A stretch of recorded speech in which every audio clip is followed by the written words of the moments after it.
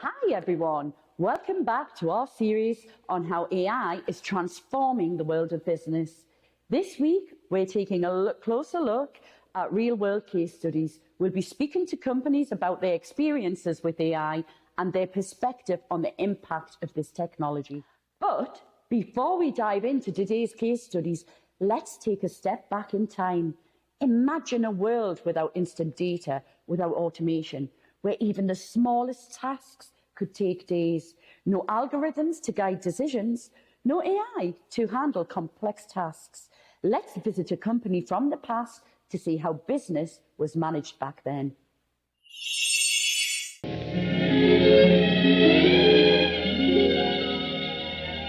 Yet another letter to write by hand, and it'll be days before we hear back, weeks if they're on the other side of the country.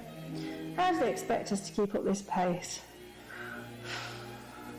Every report needs checking and rechecking, and these calculations, hours of work and all by hand. Only there was a faster way.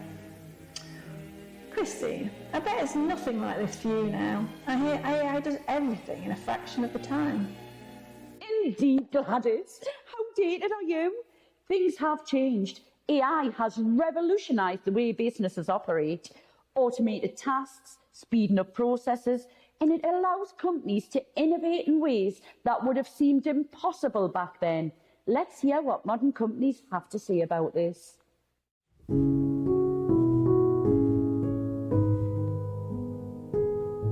I work for a company called John Brooke & Sons, who actually date all the way back to 1541, Britain's oldest family business. So I'm the estate manager here on site with a pretty varied role, which entails all manner of things from contractor management, supporting our business partners, stakeholder management, business planning, bit of finance.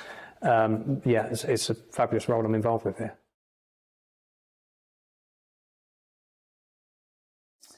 Yeah, this is an interesting time to be having this conversation, because I think it's something which we're kind of very aware of its developments over the last 12 months or so.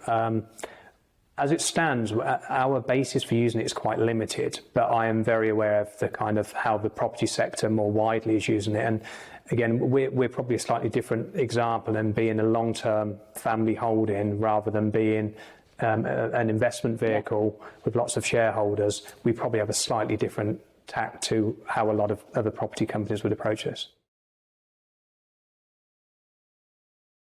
Yeah, I think we are all inundated with data, and I think somebody once described it to me like a water hydrant with this blast of information and data.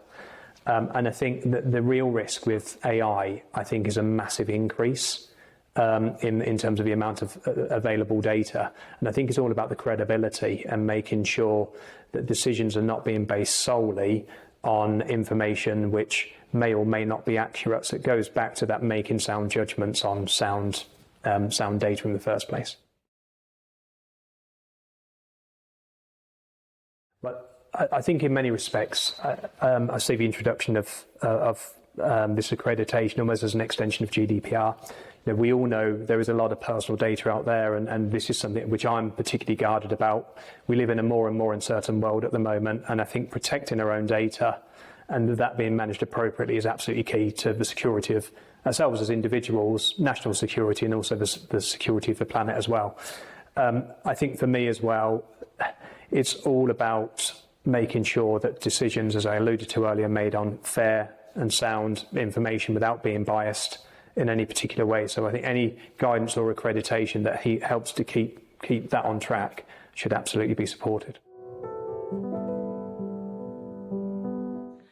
Hi, my name is Jenny. I'm the Managing Director and founder of Synagos Consultancy, based in Huddersfield in West Yorkshire.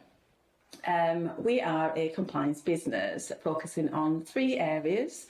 One of the areas is health and safety, cybersecurity, and we also help our clients implement a number of ISO management systems.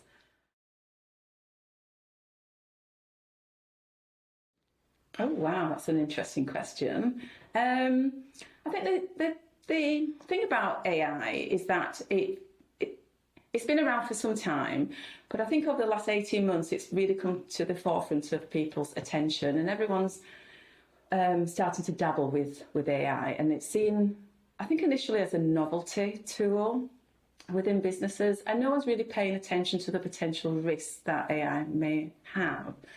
And so for me, one of the big risks is that we become over-reliant on a tool that we don't fully understand as yet, because implementing a number of AI systems in the business, so something as simple as chat, where you can ask ChatGPT a question and clearly it'll give you a response, and people are using that as a factual information that they will then go ahead and believe, without really thinking about the human elements, the common sense elements. So I think it's fine to use chat and ask it a question, but actually you need to do your own research around the answers that chat is doing. So that's a risk, that you may well just believe everything it says. Now, I know there's probably a clause on ChatGPT, for example, and it'll say, just pay attention. But I wonder how many people actually look at that and then just type a question, and that's a massive risk, because you can use chat to help with operational processes and things like that, but you still have to don't forget, you as a human being, you've got so much common sense that you should rely on that more than an AI system. So ISO 42001 is heavily focusing on risk, and so it will break down a lot of risks, looking at all the operational functions of a business, to ensure that you not only identify the risk itself, but actually put mitigating stances in. So anyone who has ISO 27001, which is information security, will, to a point, have started that process, but actually looking at 42001 will have a much deeper dive, and it'll break down all aspects of the business in great detail, because it delves far deeper. It's a deeper dive into looking at functional risks within the business, as opposed to from a high level, far deeper than ISO 27001 does. Well, thank you, Jenny, and thank you, James, for your insights on AI. We really appreciate you talking to us today. So, okay then, everyone.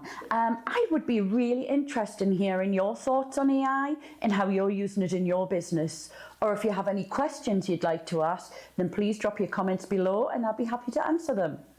And in the meantime, I look forward to seeing you all next week with more AI insights.